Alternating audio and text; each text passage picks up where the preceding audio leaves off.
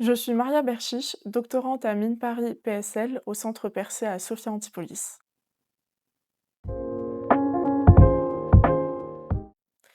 Après une double licence en mathématiques et économie, j'ai rejoint l'université Paris-Dauphine PSL où j'ai obtenu un master en économie et finance spécialisé dans le domaine de l'énergie avant de rejoindre le projet planétaire en thèse.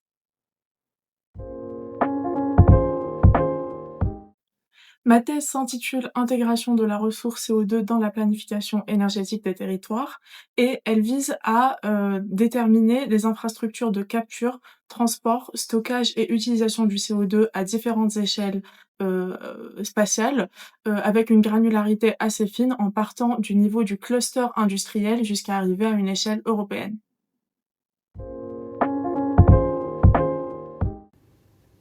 On va déterminer les trajectoires optimales d'investissement dans les infrastructures CO2 pour réaliser la transition énergétique, mais aussi comment ces infrastructures évolueraient sous différentes contraintes et pour différents scénarios, notamment en fonction des variations de la part de CO2 biogénique et fossile. Oui. Alors aujourd'hui, les études qui portent sur la gestion, du CO2, présentent 2 limites principales.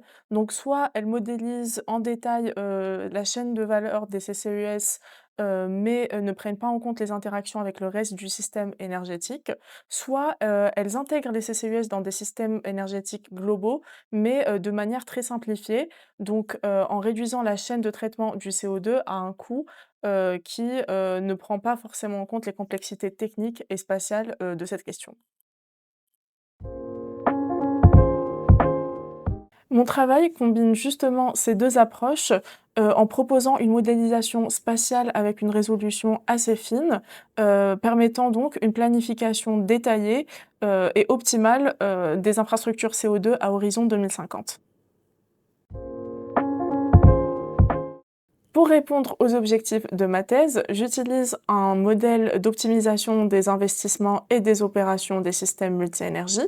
Donc ce modèle me permet à la fois, d'intégrer les infrastructures de gestion du CO2 et de voir leurs interactions avec, d'autres vecteurs énergétiques comme l'électricité et l'hydrogène.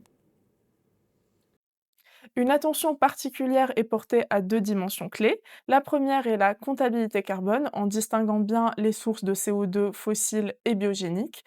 Et la seconde porte sur l'arbitrage entre les CCUS et différentes stratégies de décarbonation propres au secteur industriel comme l'électrification ou le changement de procédé.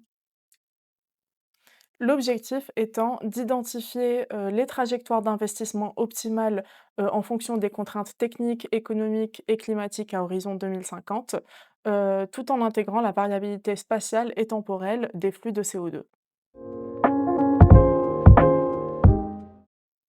Mon objectif est que ce travail puisse concrètement aider les acteurs publics et privés à planifier des infrastructures compatibles avec les objectifs climatiques qui sont techniquement réalisables et économiquement soutenables d'ici 2050.